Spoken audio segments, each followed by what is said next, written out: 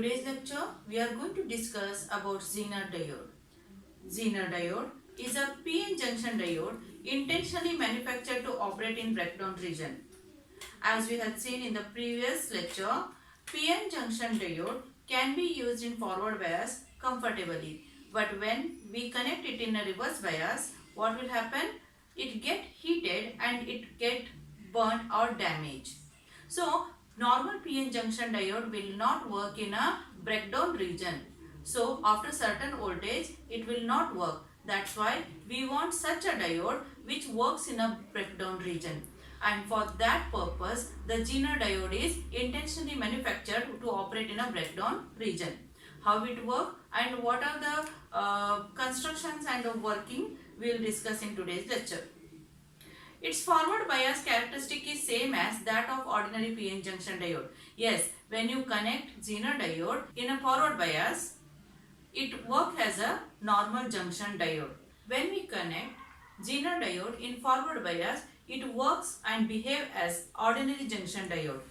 If you want to see in the graphical representation, you can see over here. So, combining those two, they have given a 0.3 to 0.7 volt. So, this is how when Zener diode is connected in a forward bias, it works as a normal diode. Here you can observe the schematic diagram is same as a normal diode only. Only to distinguish between ordinary diode and the Zener diode, they have taken here Z type symbol. So, it indicates that Zener diode. Actually, how it look, you can see in a right hand side. And the special property, the working of Zener diode in breakdown region is studied by Clarence Melvin Zener, as you can see on the screen. Some important characteristics we have to remember before we proceed to study the working of Zener diode. First of all, compared to normal ordinary diode, these diodes are heavily doped. Yes, doping is more compared to ordinary diode. In reverse bias, when you connect Zener diode in reverse bias, initially a small reverse saturated current flows. What it means? As you can see in the graph, here after increasing, when you increase the reverse voltage, the only small current is flowing and it is almost saturated. Saturated means you can see it is almost constant. So, in reverse bias, initially a small reverse saturated current flows, but when reverse bias reaches a particular value, the current increases suddenly. Here you can see in the graph, after reaching some certain value like say Vz. Vz is your certain value. After reaching a certain voltage or certain value, what happened? There is a sudden increase in the current. The voltage is called Zener breakdown voltage, or simply you can say Zener voltage. Yes, you can say this one as a Zener voltage. That's why it is written as V suffix Z. Breakdown. For a given Zener diode depends upon doping level of P and N regions. That is, the breakdown voltage, Zener voltage you can say, it depends upon the amount of doping. Yes, what happens? The doping level decide the breakdown voltage of particular Zener diode. For a heavily doped diode, the depletion layer is thin. The depletion layer become thin because of the more and more charges, and the breakdown occurs at the lower reverse voltage. Yes, compared to when you connect when you connect PN junction diode, that is ordinary diode, in reverse bias, the breakdown voltage is little more, and in Zener diode it occurs as early as possible because of the thin depletion layer. By controlling doping levels, Zener diodes of breakdown voltage like 1.2 volt minimum to maximum 200 volt can be manufactured. So, in market, such a huge range of Zener diodes are available, ranging from 1.2 volt to 200 volt. It is used as a voltage regulator or a voltage stabilizer. That is the main concept of today's lecture. Let us see. The understanding of graph is very important. As you can see, it is a both the cases. This graph shows us in how Zener work in both the cases, when it is a forward bias and also in breakdown region, that is reverse bias. The first quadrant graph shows you when Zener is connected in forward bias, and the third quadrant graph shows you when Zener is connected in reverse bias. As you can see here, IV characteristics. Okay, it is a current versus voltage, so we call it as a IV characteristics of a graph. When you study in this graph, when a Zener diode is operated in a breakdown region, you can see the third quadrant over here, voltage across it remains almost constant. See here, after reaching certain value of voltage, the voltage is maintained, but the sudden increase in current you can see here. So, as you can see, when Zener diode is operated in a breakdown region, that is the third quadrant, you can say, voltage across it remains constant. After reaching a certain value, the voltage becomes constant. There is no increase in a voltage, but there is an increase in current. Before it was a minimum current and now it become a maximum current. So, what happened? Even if the current through it changes by a large amount, yes, even though current is increasing, but the voltage remains constant. A voltage regulator maintains a constant voltage across a load regardless of variation in the applied input voltage, whatever your input voltage, but it maintains the voltage and variations in the load current. Even though variation happens in current or variation happens in input voltage, but the voltage across Zener will be regulated because it is designed to regulate the voltage. So let us see how actually it works. As you can see on the screen, that Vin, that indicates input voltage. Usually in India we get 240 volt, and also a series resistance is connected with a Zener diode so that it maintains or it controls the flow of current.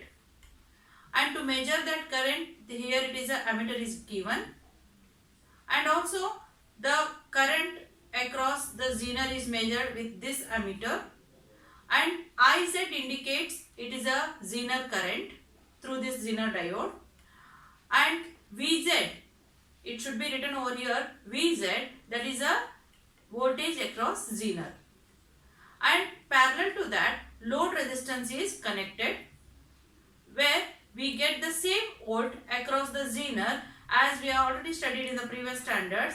When any voltage across any resistance is given, then when they are connected in parallel, the same voltage you get across the load resistance. So instead of writing VZ over here, they have written over here. The same voltage you will get that here also. Remember, the input voltage must be greater than this Zener voltage. For example, suppose you are supplying 20 volt. Okay, then what will happen here? Here, this Zener is connected somewhere in a LCD TV. Think like this, because LCD TV utilize 12 volt. So, if your output voltage you expecting as a 12 volt, now you are supplying 20 volt from here. So what will happen? This Zener is designed to get only 12 volt. So 20 volt coming from the external source. Now what will happen? The 12 volt will be utilized by this Zener. What will happen exactly? Let us take an example and see what happens actually. Now, as you have considered the example as a TV, that is LCD TV, which utilizes around 12 volt. Now, what is your input voltage?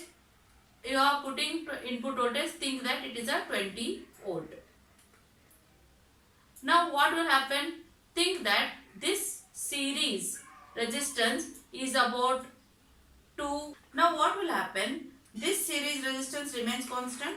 So, here it is a 2 ohm, and as you are expecting 12 volt as an output, so how much current should be maintained?